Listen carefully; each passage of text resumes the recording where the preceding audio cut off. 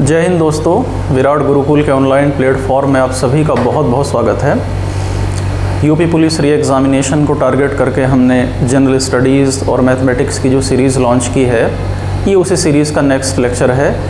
हमने इससे पहले लेक्चर में इंडियन पॉलिटी और कॉन्स्टिट्यूशन वाले टॉपिक को शुरू किया था। आज हम इसी टॉपिक को अपने आगे बढ़ाएंगे। हमने ये पढ़ लिया था कि भारत का संवैधानिक विकास कैसे हुआ, कॉन्स्टिट्यूशनल डेवलपमेंट कैसे हुआ। तो उसमें हमने डिफरेंट जो एक्ट पास हुए, charter act, government of India act, इससे प्रीवियस लेक्चर में आप देख सकते हैं। अगर आपने नहीं देखा तो आप वहाँ से जाकर उसको देख लें। और मैंने आपसे एक रिक्वेस्ट भी करी थी कि जब भी आप इस लेक्चर को देखें तो आप कॉपी और पेन लेकर बैठें, ताकि जो इम्पोर्टेंट फैक्ट्स और इम्पोर्टेंट पॉइंट्स हैं उन्हें आप नोट डाउन कर सकें। तो होप कि आप इम्पोर्टेंट पॉइंट्स मेरे साथ साथ नोट करते चलेंगे। हमने 1919 के गवर्नमेंट ऑफ इंडिया एक्ट तक हमने पढ़ लिया था, और उस सीरीज़ में जो अगला एक्ट है वो 1935 का एक्ट है, यानी government of India act 1935, Bharat शासन अधिनियम 1935। ये काफ़ी इम्पोर्टेंट एक्ट है कॉन्स्टिट्यूशन के इतिहास में, और इस एक्ट में कई सारे काम हुए। सबसे देखो, आज जिस तरह से भारत का शासन आपको दिखता है, राज्यों में सरकारें हैं, मुख्यमंत्री और मंत्री बनते हैं, और सेंटर में अलग सरकार बनती है। ये सिस्टम इंडिया में 1935 में सबसे पहले आया, और इस सिस्टम को साथियों संघीय व्यवस्था कहा जाता है। यानी राज्यों में अलग सरकारें हैं और केंद्र में अलग सरकार है, तो इसको फेडरल सिस्टम कहते हैं। कब आई ये सिस्टम? 1935 में। पावर्स को बांट दिया गया, कुछ पावर सेंट्रल गवर्नमेंट को दे दी गई, कुछ पावर राज्य सरकारों को दे दी गई, और कुछ पावर दोनों को दे दी गई, जिन्हें कॉन्करेंट लिस्ट में रखा गया। तो 3 लिस्ट बन गई, 3 टेबल बन गई। जिन मुद्दों पर, जिन सब्जेक्ट्स पर कानून बनाने की ताकत सेंट्रल गवर्नमेंट के पास थी, उन्हें कहा गया यूनियन लिस्ट। जिनके ऊपर रूल मेकिंग पावर राज्य सरकारों के पास थी, उसको कहा गया स्टेट लिस्ट, और जिनके ऊपर दोनों को थी उसे कहा गया कॉन्करेंट लिस्ट, यानी समवर्ती सूची। तो ये पावर इस तरह से डिवाइड हो गई इस 1935 के एक्ट में। दूसरा काम क्या हुआ? सिंध और उड़ीसा 2 नए स्टेट बनाए गए। अभी तो सिंध भारत का हिस्सा नहीं रहा, बंटवारे के बाद ये पाकिस्तान का हिस्सा बन गया था। 2 नए प्रांत बने। और आपको ये जानकर ताज्जुब होगा कि जो म्यांमार है, अभी तो एक अलग देश है, पहले इसे बर्मा कहते थे, और 1935 तक ये भारत का हिस्सा था। तो बर्मा को इसी 1935 के एक्ट से बर्मा को अलग कर दिया गया, बर्मा को एक अलग देश बना दिया गया, और भारत से इसको अलग कर दिया गया। इस 1935 के कानून से ब्रिटेन की पार्लियामेंट ने अगला काम ये किया, एक कमेटी आई थी, हिल्टन यंग कमेटी। तो हिल्टन यंग कमेटी की सिफारिश के बेस पर भारत में रिजर्व बैंक ऑफ इंडिया की स्थापना की, जिसको आप जानते हैं आरबीआई को, जिसका हेडक्वार्टर मुंबई में है आज। उस समय इसे बॉम्बे कहते थे। तो आरबीआई की स्थापना की गई, जो भारत के बैंकों का बॉस है, जो बैंकों का बैंक है आरबीआई। और किस कमेटी की सिफारिश पर ये बना? हिल्टन यंग कमेटी की। एक काम ये हुआ। तो ये कुछ काम हुए, और 1935 में ये तय किया सरकार ने कि अब इंडिया में इलेक्शन होगा, राज्यों में अलग सरकार बनेगी, मुख्यमंत्री बनेंगे, और सेंटर में अलग सरकार बनेगी। तो ये एक बड़ा कदम था। तो राज्यों में इलेक्शन की तैयारियां शुरू हो गई। मुस्लिम लीग अलग तैयारी कर रही थी, कांग्रेस अलग तैयारी कर रही थी। लेकिन इन 2 बड़ी पार्टियों के अलावा इंडिया में और भी बहुत सारी पार्टियां दोस्तों थीं। जैसे यूनियनिस्ट पार्टी थी पंजाब में। पंजाब की जो मेन पार्टी थी उस समय, मैं आज़ादी से पहले की बात कर रहा हूँ, तो पंजाब की मेन पार्टी थी यूनियनिस्ट। नाम याद रखिएगा, ये क्वेश्चन पूछा गया है कई एग्जाम्स में। पंजाब में यूनियनिस्ट थे। यूनियनिस्ट पार्टी कहाँ थी? पंजाब में। और दोस्तों बंगाल, जिसका बारे में मैंने आपको बताया था कि बंगाल तो इंडिया का सबसे बड़ा सूबा था, सबसे बड़ा प्रोविंस था।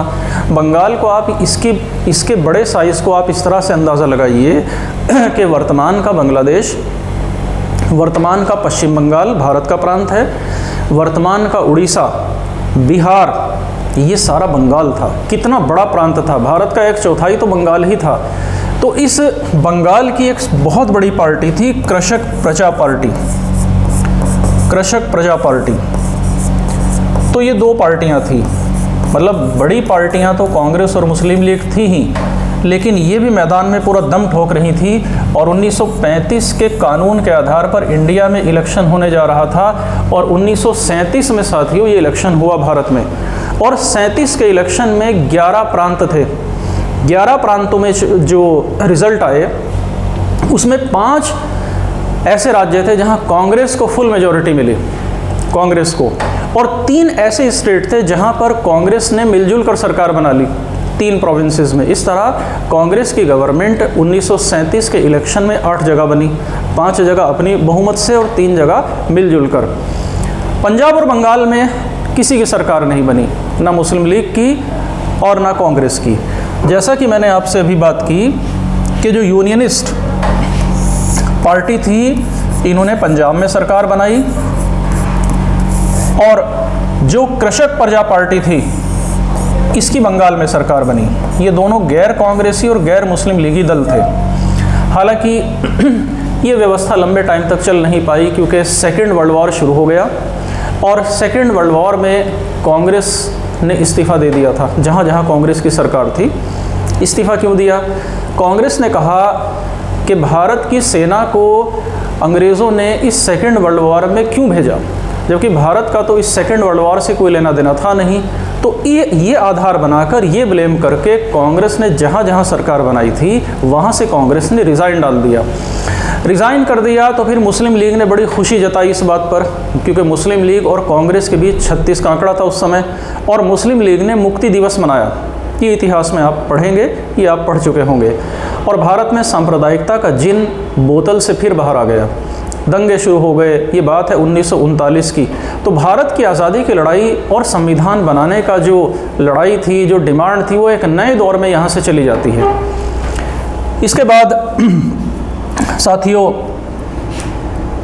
इसके बाद क्या हुआ कि 1942 का आपने देखा होगा कि भारत छोड़ो आंदोलन आया, ये सब चलता रहा। 1945 में ब्रिटेन में सरकार बदलती है। ब्रिटेन में एक बहुत बड़ा परिवर्तन आता है। आप जानते हो कि ब्रिटेन में 2 तरह की सरकारें, 2 तरह की पार्टियां हैं, डबल पार्टी सिस्टम है। तो ब्रिटेन में 1945 में मजदूर वर्ग की सरकार बन गई, लेबर पार्टी की।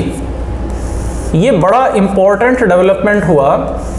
और ये जो लेबर पार्टी की सरकार थी, इसके मुखिया बने, इसके प्रधानमंत्री बने मिस्टर क्लेमेंट एटली। ये बात आप नोट करते चलिए मेरे साथ साथ। क्लेमेंट एटली प्राइम मिनिस्टर बने, और लेबर पार्टी ने यानी मजदूर दल ने ये वादा किया था कि हम भारत को आज़ादी दे देंगे। और इन्होंने तैयारियां शुरू कर दी कि भारत को पावर कैसे ट्रांसफ़र की जाए। भारत में एक तो सांप्रदायिकता का सवाल था, दूसरे मुस्लिम लीग ने 1940 में लाहौर में अपनी मीटिंग सजाकर डिमांड कर दी थी मुसलमानों के लिए एक अलग देश जिसका नाम पाकिस्तान होगा। ये 1940 की बात है। ये सारे उलझने भारत में थी। तो इन परिस्थितियों में क्लेमेंट एटली ने भारत की गुत्थी को सुलझाने के लिए अपने 3 कैबिनेट लेवल के मंत्री इंडिया भेजे। और ये जो 3 मंत्री थे, ये तीनों मंत्री कैबिनेट लेवल के इंडिया में पहुंचे 24 मार्च 1946 को। और इसी को दोस्तों कैबिनेट मिशन कहते हैं, इसी को कैबिनेट मिशन कहा जाता है। तो ये जो कैबिनेट मिशन था, इसमें कितने लोग थे? 3। और किसने भेजा था इस कैबिनेट मिशन को? लेबर पार्टी की सरकार ने। और ये कब आया था इंडिया में? 24 मार्च 1946 को। और भारत आकर के ये तीनों बंदे, कैबिनेट के तीनों मंत्री, क्रिप साहब थे, लॉरेंस साहब थे, है ना, ये मिले भारत की सभी पार्टियों से। भारत की संवैधानिक गुत्थी को सुलझाने की कोशिश इन्होंने करी। और इस कैबिनेट मिशन ने अपनी योजना मई के महीने में दी। लगभग 16 मई को इसने अपनी योजना पेश की। 24 मार्च को ये पहुंचा दिल्ली, और साथियों 16 मई 1946 को कैबिनेट मिशन ने अपना प्लान दिया। और इस प्लान में इसने कई सारी बातें कही, जिसमें और बहुत सारी चीज़ें हैं, लेकिन एक बात बड़ी युगांतरकारी और बड़ी महत्वपूर्ण थी। इसने कहा इस 16 मई 1946 को अपने सिफारिश में कि भारत के लोग अपने लिए एक संविधान सभा का निर्माण कर लें, एक संविधान सभा बना लें, एक कॉन्स्टिट्यूएंट असेंबली बना लें। इसको बंद कर। तो कॉन्स्टिट्यूएंट असेंबली का विचार लेकर आया ये कैबिनेट मिशन। और संविधान सभा कैसे बनेगी? नेता बहुत थे, सब लोगों का इंटरेस्ट था कि हम भी संविधान सभा में आएं, लेकिन संविधान सभा मतलब संविधान बनाने की मंडली, ऐसा लोगों का जमावड़ा, ऐसा लोगों का समूह जो संविधान बनाएगा। ये बात तय हुई। इस संविधान सभा का ये मतलब है, इस कॉन्स्टिट्यूएंट असेंबली का ये मतलब है दोस्तों। और दोस्तों इसके बाद संविधान सभा बनाने का काम शुरू हुआ। ये तय हुआ कि भैया संविधान सभा बनेगी इलेक्शन से, इलेक्शन होगा, यानी संविधान सभा निर्वाचन से बनेगी। और ये निर्वाचन कैसे होगा? अब इलेक्शन कैसे होगा? देखो इंडिया में हमने डिस्कस करा था 1935 के कानून के आधार पर 1937 में इलेक्शन हो गया था। एमएलए के इलेक्शन हो रहे थे, वो अलग बात थी कि वोट डालने का हक सबको नहीं था आज की तरह। आज तो यूनिवर्सल एडल्ट फ्रेंचाइज है, सबको वोट डालने का हक है। किसी भी धर्म, जात और लिंग का व्यक्ति हो, सबको हक है। लेकिन उस समय नहीं था, लेकिन फिर भी एमएलए बन रहे थे, विधानसभा बन रही थी। तो ये कहा गया कि जो संविधान सभा में बंदे आएंगे वो इलेक्शन से आएंगे, और इनका इलेक्शन कौन करेगा, यानी कौन वोट करेगा? तो भैया वोट करेंगे प्रांतीय विधानसभा के सदस्य, यानी जो एमएलएज बने बैठे हैं वो वोट करेंगे और वो चुनेंगे संविधान सभा के मेंबरों को। और साथियों ये इलेक्शन डायरेक्ट ना होकर अप्रत्यक्ष, इनडायरेक्ट होगा। यानी आम जनता ने किसे चुना? तो ध्यान दीजिएगा, आम जनता ने चुना एमएलएज को, और ये किसे चुनेंगे? ये चुनेंगे संविधान सभा के मेंबर्स को। तो आप बताइए इलेक्शन अप्रत्यक्ष हुआ कि नहीं हुआ? तो ये क्वेश्चन उठाया गया आपके एग्जाम्स में, एसएससी में और जितने भी इस तरह के एग्जाम्स हैं, कि जो संविधान सभा बनी वो किस तरह से बनी। तो अप्रत्यक्ष निर्वाचन से बनी, इनडायरेक्ट इलेक्शन से बनी। और किसने वोट दिया? प्रांतीय विधानसभा के सदस्यों ने, यानी एमएलएज ने। और ये तय हुआ कि संविधान सभा में जो एक मेंबर बनेगा वो 10 लाख की आबादी का रिप्रेजेंटेशन करेगा। यानी कितनी आबादी पर एक बंदा बनाया जाएगा संविधान सभा का? 10 लाख की जनसंख्या पर एक, 10 लाख पर एक बनेगा। ये साथियों ये बात तय हुई। अब इंडिया में देखो क्या स्थिति थी। भारत में कुछ इलाका तो ऐसा था जो सीधा अंग्रेज़ों के अधीन था, और कुछ देसी रजवाड़े भी थे, देसी रियासतें भी थी। देसी रियासतें अलग थीं, अंग्रेज़ों के अधीन अलग था, और चीफ कमिश्नर प्रांत अलग थे, यानी एक तरह से यूनियन टेरिटरी आप समझ सकते हैं। तो ये तय हुआ कि भैया जो अंग्रेज़ों के अंडर में इलाका है वहाँ तो इलेक्शन से आ जाएंगे इस संविधान सभा के बंदे, और जो रजवाड़े हैं वहाँ इलेक्शन नहीं होगा, बल्कि रजवाड़े किसी भी बंदे को नॉमिनेट करके बिना इलेक्शन के इसमें डाल देंगे, भेज देंगे। ये तय हुआ। तो तय ये हुआ कि 389 टोटल बंदे संविधान सभा में आएंगे, होंगे। तो अगर ये हिसाब जोड़ा गया तो 389 सदस्य होने थे, 389 सदस्य होने थे। और जब संविधान सभा फिर बन गई तो हैदराबाद एक ऐसी रियासत थी, इस बात को याद रखना कि हैदराबाद रियासत ने अपना कोई प्रतिनिधि नहीं भेजा था। हैदराबाद स्टेट ने, निज़ाम ने कोई प्रतिनिधि अपना नहीं भेजा। इसके बाद क्या हुआ?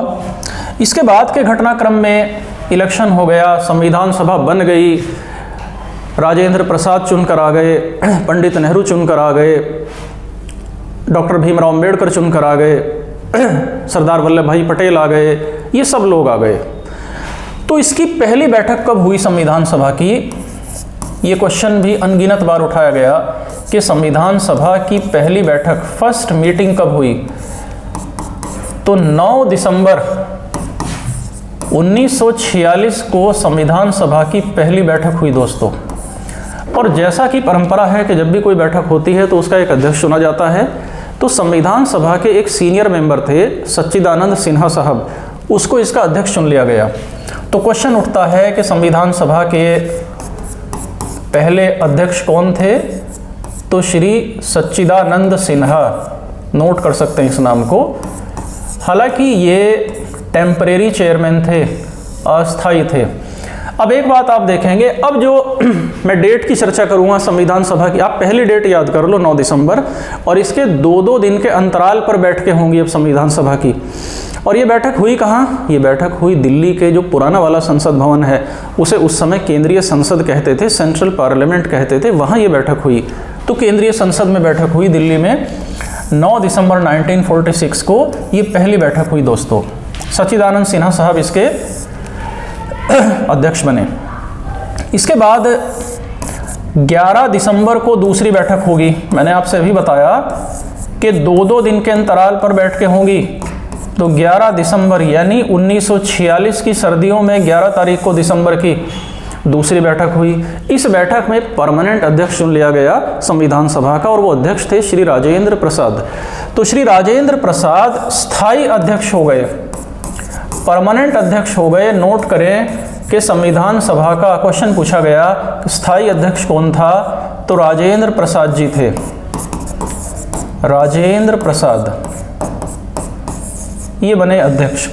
अब संविधान सभा का सलाह देने के लिए भी एक बंदा चाहिए, तो सलाह देने के लिए BN राव साहब को इसका सलाहकार बनाया गया, जिनका पूरा नाम है बेनेगल नरसिंह राव, बेनेगल नरसिंह राव यानी BN राव।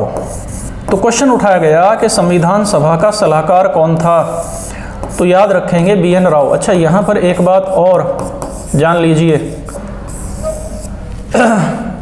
अभी तक हालांकि ये सवाल पूछा नहीं, लेकिन नए क्वेश्चन पूछने की परंपरा है।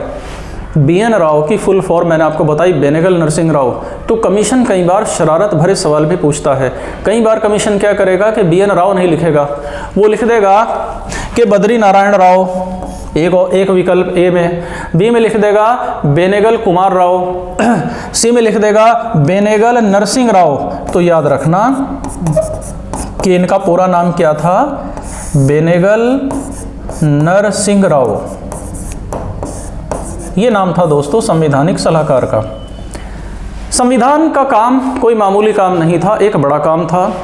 एक इतने विशाल देश का, एक उपमहाद्वीपीय चरित्र के राष्ट्र का संविधान बनने जा रहा था दोस्तों। एक सब कॉन्टिनेंट कैरेक्टर का देश है भारत, इसका संविधान बनने जा रहा था। और उस संविधान को बनाने में देखिए, जब कोई बड़ा काम होता है, हम बार बार ये पढ़ रहे हैं, तो काम का बंटवारा कर लिया जाता है। जैसे कोई किसान है, मान लीजिए किसान को अगर खेती बाड़ी करनी है तो अकेला खेती नहीं करता, बल्कि काम का बंटवारा करता है।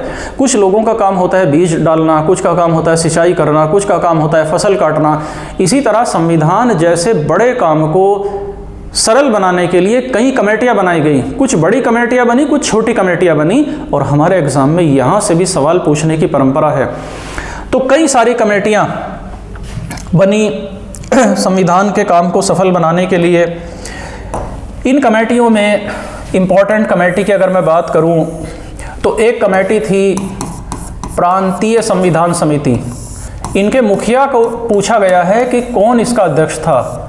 तो प्रांतीय संविधान समिति यानी प्रोविंशियल कॉन्स्टिट्यूशन कमेटी बनाई गई, और इसके अध्यक्ष थे राजेंद्र प्रसाद। वही राजेंद्र प्रसाद जो 11 दिसंबर को परमानेंट चेयरमैन बन गए थे संविधान सभा के। दूसरी कमेटी संघ संविधान समिति बनी, यूनियन कॉन्स्टिट्यूशन कमेटी, और दोस्तों इसके मुखिया बना, इसका अध्यक्ष बनाया गया पंडित जवाहरलाल नेहरू को। तीसरी कमेटी बनी संचालन समिति, ऑपरेटिंग कमेटी, और संचालन समिति का मुखिया बनाया गया सरदार वल्लभ भाई पटेल को। इसके अलावा झंडा कैसा होगा देश का? 4 रंगों का होगा, 2 रंगों का होगा, कैसा होगा? इसके लिए झंडा समिति बनी, झंडा कमेटी, फ्लैग कमेटी। और झंडा कमेटी का मुखिया बनाया गया राजेंद्र प्रसाद जी को। राजेंद्र प्रसाद जो माइनॉरिटीज़ हैं उनकी एडवाइजरी कमेटी बनी, अल्पसंख्यक परामर्श कमेटी, उसका मुखिया बनाया गया सरदार पटेल को। तो ये कुछ इंपॉर्टेंट कमेटीज़ थीं, लेकिन इन सारी कमेटियों में जो इम्पोर्टेंट कमेटी थी, संविधान बनाने का ज़्यादातर क्रेडिट जिस कमेटी को दिया जाता है वो कमेटी थी प्रारूप समिति या ड्राफ्टिंग कमेटी। तो ड्राफ्टिंग कमेटी पर थोड़ा सा अलग हटकर चर्चा करेंगे। ड्राफ्टिंग कमेटी क्या थी? तो देखिए, ड्राफ्टिंग कमेटी या प्रारूप समिति संविधान की सारी कमेटियों में बहुत ही इंपॉर्टेंट थी। और ड्राफ्टिंग कमेटी का मुखिया थे डॉक्टर भीमराव अंबेडकर, और ड्राफ्टिंग कमेटी में 7 मेंबर थे। ये 7 मेंबर कौन कौन से थे, मैं नाम बोल देता हूं। पहले क्वेश्चन बनते थे कि ड्राफ्टिंग कमेटी का मुखिया कौन है प्रारूप समिति का, तो डॉक्टर भीमराव अंबेडकर। लेकिन अब जो क्वेश्चन बनते हैं, क्वेश्चन का लेवल दिन प्रतिदिन टफ हो ही रहा है, तो अब ये पूछता है कि इसमें मेंबर कौन थे। तो मैं रिपीट कर देता हूं इसके मेंबर कौन थे। देखिए, इसमें गोपाला स्वामी अयंगर पहला नाम, आप मेरे साथ साथ नोट कर लें। दूसरा अल्लाहदी कृष्णा स्वामी अय्यर, तीसरा सैयद सादुल्ला, चौथा के.एम. मुंशी कन्हैया लाल माणिक लाल मुंशी, 5वें बी.एल. मित्र, और छठे थे डी.पी. खेतान। तो ये 6 लोग थे। लेकिन बाद में क्या हुआ कि जो खेतान साहब थे इनकी डेथ हो गई, बीमार पड़ गए, तो 5 लोग रह गए। फिर इनकी जगह 2 लोग नए जोड़े गए। ये 2 लोग कौन जोड़े गए? एक टी.टी. कृष्णामचारी और दूसरे माधवन राव। तो हम इनको थोड़ा सा देख लेंगे। तो प्रारूप समिति में कितने सदस्य थे दोस्तों? 7 सदस्य थे।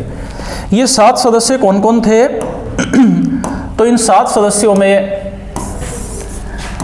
पहले सदस्य थे गोपाला स्वामी अयंगर, गोपाल स्वामी अयंगर। दूसरे व्यक्ति थे अल्लाहदी कृष्णा स्वामी अय्यर, बड़ा रोचक सा नाम है। तीसरे थे सैयद सादुल्ला, सैयद सादुल्ला। नोट करते चलिए, क्वेश्चन बनते हैं यहां से। चौथे थे बी.एल. मित्र, बी.एल. मित्र। 5वें थे दोस्तों डी.पी. खेतान,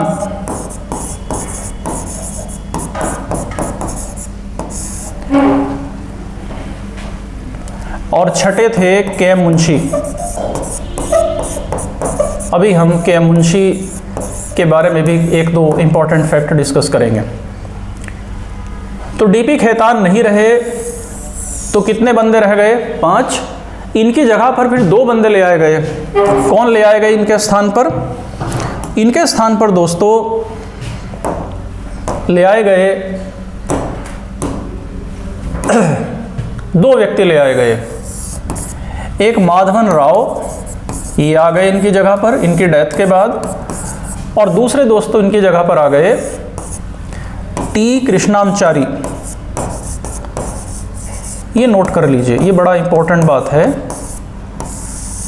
ये थी प्रारूप समिति और ये थे प्रारूप समिति के मेंबर। हालांकि अगर मैं संविधान के चीफ ड्राफ्टमैन की बात करूं, मुख्य प्रारूपकार की बात करूं, तो वो एस.एन. मुखर्जी थे दोस्तों। ये बड़ा कंफ्यूजिंग सा एक फैक्ट है। क्वेश्चन आया था किसी एग्जाम में कि संविधान के मुख्य प्रारूपकार कौन थे, और अधिकतर स्टूडेंट्स ने डॉक्टर अंबेडकर वाले ऑप्शन पर क्लिक कर दिया, टिक कर दिया। तो वो नहीं करना था।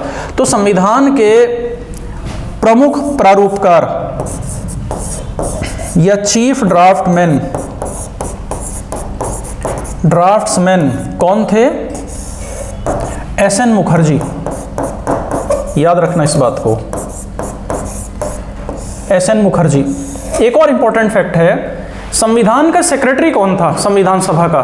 तो संविधान सभा के सचिव थे एच.वी.एन. अयंगर। ये गोपाला स्वामी अयंगर से अलग पर्सन थे। तो संविधान के सेक्रेटरी कौन थे? नोट करें, सेक्रेटरी थे एच.वी.एन. अयंगर। दोस्तों ये सारी बातें इंपॉर्टेंट है। सलाहकार कौन था, अध्यक्ष कौन था? तो हमने ये पढ़ा कि संविधान सभा की पहली बैठक कब हुई? पहली बैठक हुई संविधान सभा की 9 दिसंबर 1946 को। दूसरी बैठक हुई 11 दिसंबर 1946 को। और मैंने कहा था कि 2-2 दिन के अंतराल पर संविधान बनाने की मंडली सज रही थी। तीसरी बैठक हुई थी संविधान सभा की फिर 2 दिन बाद, यानी 13 दिसंबर 1946 को, और ये बड़ा इंपॉर्टेंट मीटिंग थी। पंडित जवाहरलाल नेहरू अपनी चिर परिचित शैली में शेरवानी पहनते थे, गांधी टोपी पहनते थे। इस तीसरी बैठक में खड़े हुए अपनी शेरवानी से एक पर्चा निकाला और ये बोलना शुरू किया कि दोस्तों साथियों, आज हम किसी उद्देश्य मकसद के लिए यहाँ इकट्ठा हुए हैं, और उस मकसद क्या है? संविधान बनाना। तो जो संविधान हम बनाने जा रहे हैं, नेहरू ने कहा कि उस संविधान के कुछ उद्देश्य होंगे। तो उद्देश्य प्रस्ताव पेश किया था इस तीसरी मीटिंग में, जिसे ऑब्जेक्टिव रेजोल्यूशन कहते हैं। तो ये जो तीसरी बैठक थी साथियों संविधान सभा की, इस तीसरी बैठक में पंडित जवाहरलाल नेहरू ने क्या प्रस्तुत किया? उद्देश्य का प्रस्ताव। देखिए, बहुत बड़ा काम होने जा रहा था, तो उसका कोई ना कोई तो उद्देश्य होगा।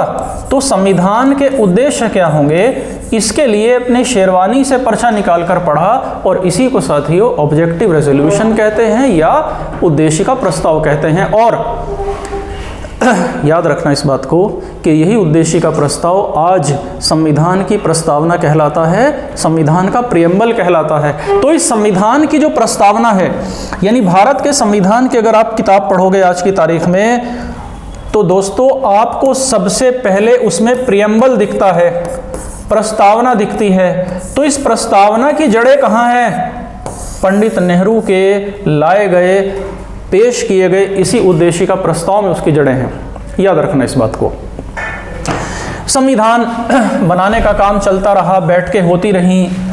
अगर मैं संविधान सभा की टोटल सत्रों की, टोटल सेशंस की बात करूं, कुल 11 सत्र हुए थे। और एक बात और, ये जो पहली मीटिंग हुई थी संविधान बनाने के लिए 9 दिसंबर को, इसमें 211 लोग उपस्थित थे। 389 मेंबर होने थे, हमने पढ़ लिया 10 लाख पर एक बंदा होना था, लेकिन पहली मीटिंग में कितने बंदे थे? 211। तो कुल कितने सत्र हुए, कुल कितनी बार ये लोग मिल बैठे? 11 बार, 11 सेशन, और लगभग 64 लाख रुपया खर्च हुआ। इस तरह से संविधान बना। और आपको एक फैक्ट आपको मालूम है कि 2 साल 11 महीने 18 दिन में संविधान बना। ये छोटे बच्चे भी इस बात को जानते हैं, तो आप भी इसको याद रखेंगे। 26 नवंबर 1949 को, 1949 को दोस्तों संविधान बनकर तैयार हो गया। पूरी तरह संविधान रेडी था। और क्योंकि 26 नवंबर 1949 को संविधान बन गया था, इसीलिए आज भी हर साल जब भी 26 नवंबर आता है तो भारत के सभी अखबार बधाई संदेशों से पटे रहते हैं, भर जाते हैं। कारण भारत सरकार 26 नवंबर को संविधान दिवस के रूप में मनाती है। याद रखना, संविधान दिवस कब मनाया जाता है? 26 नवंबर को। Constitution day. लेकिन संविधान को लागू नहीं किया। संविधान लागू होगा 26 जनवरी 1950 को। इंतज़ार किया गया 26 जनवरी का। उसकी मैं वजह बता देता हूं कि जब संविधान तैयार था, मकान बनकर तैयार था, केवल रिबन काटना था, लेकिन नहीं काटा। क्यों? क्योंकि आज़ादी की जब लड़ाई चल रही थी, तो लाहौर में जब कांग्रेस की बैठक हुई थी 1929 में, वहाँ ये तय हुआ था कि हम हर साल भारत की आज़ादी का दिन मनाएंगे। तो सिंबॉलिक तौर पर, प्रतीकात्मक तौर पर, दिखावे के तौर पर हर साल भारत की आज़ादी का दिन मनाया जाता था। और 26 दिसंबर 1930 वो पहली तारीख थी जब भारत की स्वतंत्रता दिवस मनाया था भारतीयों ने, कांग्रेस ने। इस डेट को जिंदा रखने के लिए, इस याददाश्त के लिए इंतज़ार किया गया दोस्तों 26 जनवरी का। 26 जनवरी, इसको संशोधित कर लें, ये दिसंबर नहीं है, ये 26 जनवरी है। तो 26 जनवरी को पहली बार स्वतंत्रता दिवस मनाया था। और फिर जब तक 15 अगस्त 1947 नहीं आ गया, ये आज़ादी का दिन मनाते रहे। तो 26 जनवरी को जैसे ये मनाया गया, तो इस डेट को जिंदा रखने के लिए ये काम हुआ। और आप बताइए कि नवंबर के बाद जब जनवरी आएगी तो साल बदल जाएगा। तो इस तरह से 26 जनवरी 1950 को संविधान को लागू कर दिया गया।